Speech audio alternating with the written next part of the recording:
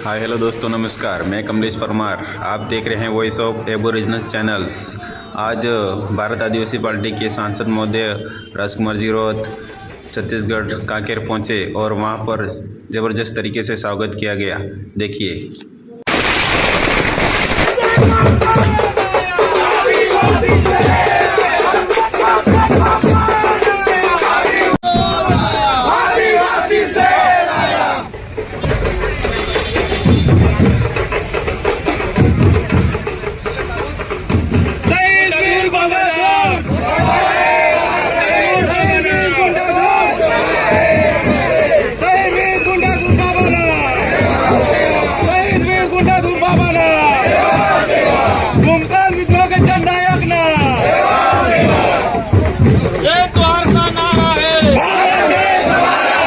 छत्तीसगढ़ के सारे आदिवासी समुदाय साथी अन्य समुदाय को मेरी ओर से सेवा जोहार।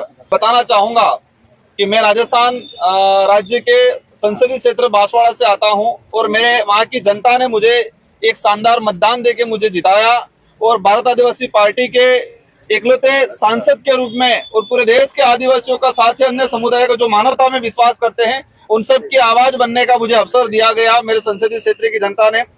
जब मैं लोकसभा में गया, इससे पहले मैं बस्तर के इलाके में, साथ ही आपके सरगुजा हसदेवड़ा इलाका जो है, मैं जब विधायक था उस दौरान आया था। उस दौरान भी हम लोगों ने आंदोलन किए थे और मैंने संसद के अंदर केंद्र सरकार को बताया है कि विकास के नाम पे आदिवासियों को उजाड़ना बंद किया जाए। हर इलाके के अंदर, देश के किसी भी कोने, भले हसदेव हो, बस्तर हो, सरगुजा हो, यही नहीं पूरे देश में जहां पर भी देखा गया है कि एक डेवलप के नाम पे, बड़े बड़े प्रोजेक्ट के नाम पे सिर्फ आदिवासियों का विस्थापन किया गया है।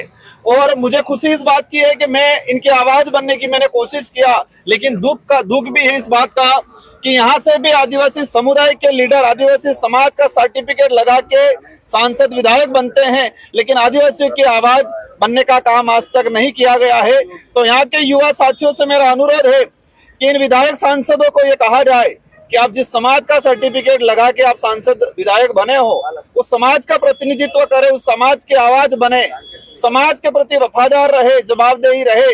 लेकिन आज तक वो सिर्फ पार्टियों के प्रति वफादार और जवाबदेही रहे हैं। जिस दिन इस क्षेत्र का युवा जागेगा, आम नागरिक जागेगा, उस दिन वो लोग समाज के प्रति अपने आप वफादार होने के लिए मजबूर हो जाएंगे। और मुझे उम्मीद है कि यहाँ का बस्तर का युवा, सरगुजा का युवा आने वाले समय में यहाँ के जो पॉलिटिक्स लीडर हैं, जो समुदाय के साथ अन्याय हो रहा और वो चुप्पी साधे बैठे हुए हैं, उनकी नींद खोलने का काम करेंगे। नक्सलवाद एक बहाना है, आदिवासियों को मारना मुख्य उद्देश्य है।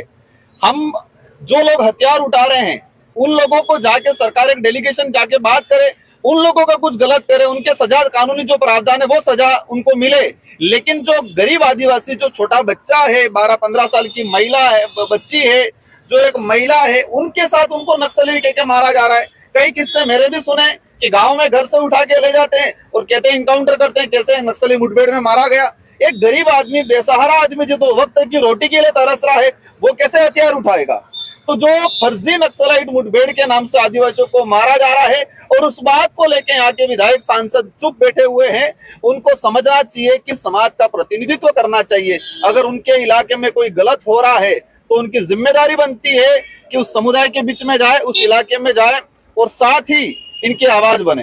कोशिश रहेगी इस क्षेत्र की जो आवाज है, अवश्य यहाँ की जो समस्या है, जल जंगल जमीन को लेके जो लड़ रहे हैं, उनकी आवाज बनने की मेरी कोशिश रहेगी।